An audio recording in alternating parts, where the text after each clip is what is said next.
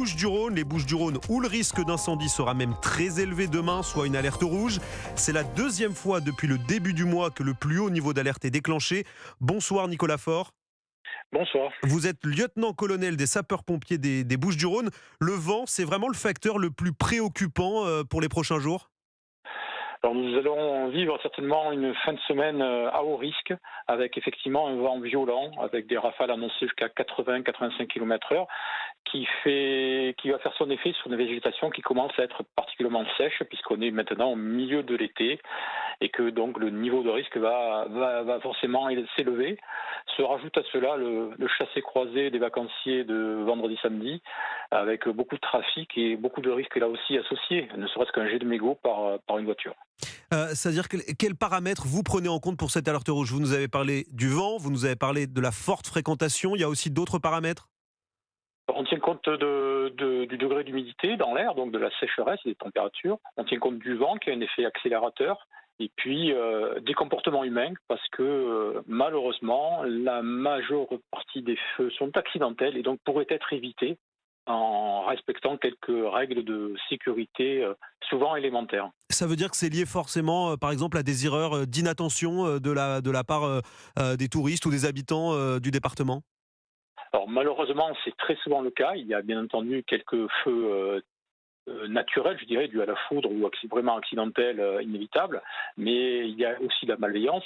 Mais une grande partie des feux, et c'était encore le cas ces derniers jours, sont dus à des imprudences, un jet de mégot au bord de l'autoroute, une voiture en surchauffe qui continue à rouler et qui prend feu, des travaux qui génèrent un départ de feu, voire même avant-hier un feu d'artifice tiré par un particulier qui embrase la végétation.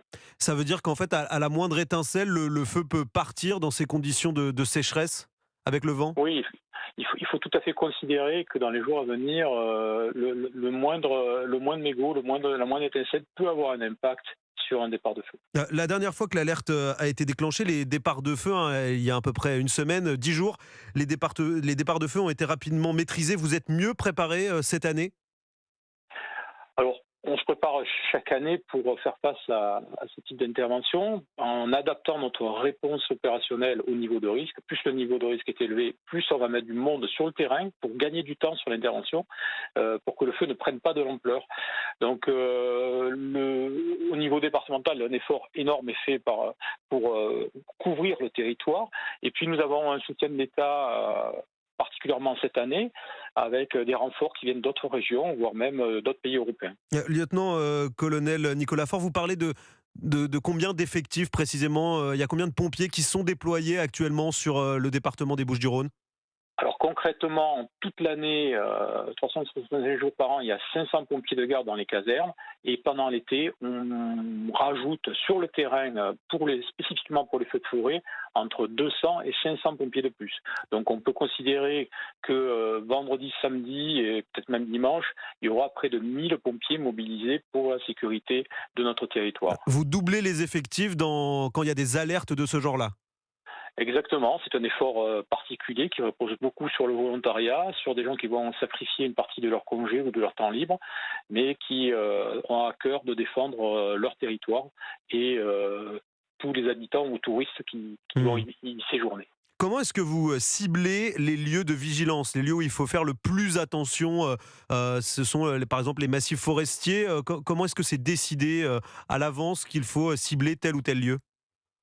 Alors la répartition sur le terrain tient compte effectivement de l'accès dans les massifs forestiers, des voies de circulation qui nous permettent de passer d'un endroit à l'autre très rapidement, et puis éventuellement ce qu'on appelle la pression incendiaire, c'est-à-dire des endroits où on a déjà eu des départs de feu suspects dans la période récente, sur lesquels on va patrouiller ou mettre des dispositifs fixes, de manière à là aussi dissuader tout départ de feu volontaire. Quand vous dites des dispositifs de la sorte, c'est que ça peut être par exemple des départs de feu, quand vous dites volontaire, c'est criminel?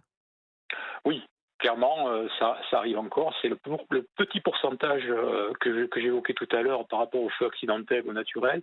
Il y a un pourcentage de feux volontaires, criminels, pour lequel nous luttons au maximum par la prévention sur le terrain et aussi par nos investigations qui sont réalisées avec les autres services de manière à identifier les auteurs. Et on arrive chaque année à identifier les auteurs d'incendies. Ça représente à peu près combien de départs de feu dans le département des Bouches-du-Rhône, ces incendies criminels?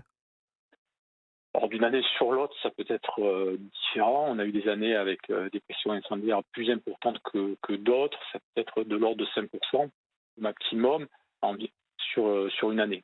Et au niveau des moyens technologiques mis en place, je vois qu'il y a vous disposez notamment de nouvelles caméras pour repérer les incendies. C'est essentiel, ces nouvelles technologies maintenant dans la lutte contre les incendies? En fait, nous utilisons tous les moyens à notre possession, à la fois de la haute technologie, mais aussi des ressources humaines, avec des guetteurs sur des points hauts. Et il faut multiplier les outils. Nous avons également un avion d'aérosurveillance qui est capable de nous transmettre des images dans le centre opérationnel et au commandement sur le terrain. Nous utilisons le maximum d'outils pour être efficaces et pour comprendre où se situe le départ de feu, comment il va évoluer dans le temps et comment on va pouvoir le combattre le plus efficacement possible. L'idée, c'est d'intervenir le plus rapidement possible avant que le feu, par exemple, ait dévoré 1 hectare de forêt? Alors tout à fait, le facteur vitesse est déterminant avant que le feu ne prenne de l'ampleur, parce qu'il va petit à petit, au fur et à mesure qu'il attaque la végétation, prendre de la puissance et se développer davantage. Maintenant, 90% des départs de feu sont éteints avant que le feu ne dépasse l'hectare, n'atteigne l'hectare. Alors, depuis aujourd'hui, 7 massifs forestiers, lieutenant-colonel, sont fermés dans les Bouches-du-Rhône. C'est une précaution essentielle dans ce genre de situation. C'est carrément de fermer des lieux, de les interdire au public pour éviter tout départ d'incendie.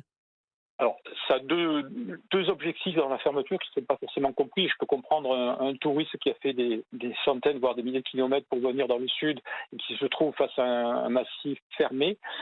D'une part, c'est éviter les imprudences, effectivement les départs de feu. D'autre part, c'est le protéger en cas de départ de feu. Si une personne se trouvait dans un endroit difficile d'accès, sa vie serait en danger. Lutter contre un feu de forêt, c'est préserver l'environnement, mais c'est aussi préserver des vies qui seraient menacées par l'extension du feu. Et pour l'instant, il n'est pas question d'évacuation de manière préventive. Je sais que ça se fait parfois. Pour l'instant, dans les prochains jours, il n'en est pas question d'évacuer, par exemple, un hameau ou un camping? Non, alors le principe pour nous, c'est de défendre les habitations dans la mesure où celles-ci sont accessibles et où des précautions sont prises. Si vraiment un site est menacé par la propagation d'un feu, on l'évacuera. Ce sera notamment le cas d'un camping où là qui sera beaucoup plus difficile à défendre.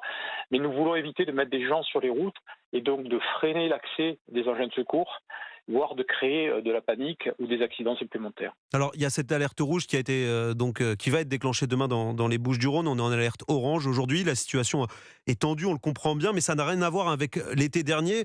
Cette année, la France est relativement épargnée par le feu, en tout cas pour l'instant.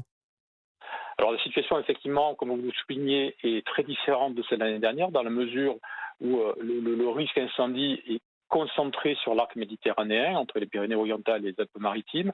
Les autres départements ont bénéficié de conditions climatiques plus favorables, du moins pour les feux de forêt. Et quant aux Bouches-du-Rhône et à la Provence, de manière générale, on a eu un printemps un peu plus favorable là aussi, avec quelques pluies, qui nous a permis de gagner du temps, en tout cas de gagner le mois de juillet, principalement. Donc on arrive en fait sur le cœur de la saison à partir de maintenant. Merci beaucoup, lieutenant-colonel Nicolas Faure des sapeurs-pompiers des Bouches-du-Rhône. Le département en alerte orange feu de forêt aujourd'hui et rouge pour demain.